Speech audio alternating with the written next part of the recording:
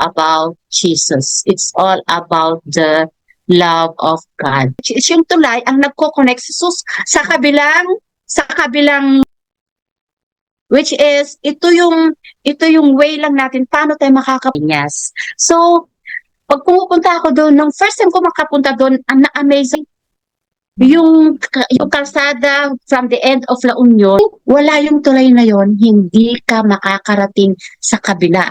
So ito yung manalangin man tayo, hindi niya naririnig. Magbasa tayo ng Bible, hindi natin naiintindihan. Para lang tayo nagbasa ng comics, para lang tayo nagbasa ng dyaryo. So ganun ang mangyayari sa atin kung tayo ay mananatili sa kasalanan. Okay, number 4. Paanyaya ng Diyos sa Kanya bilang Panginoon at ito yung buhay ng aklat ng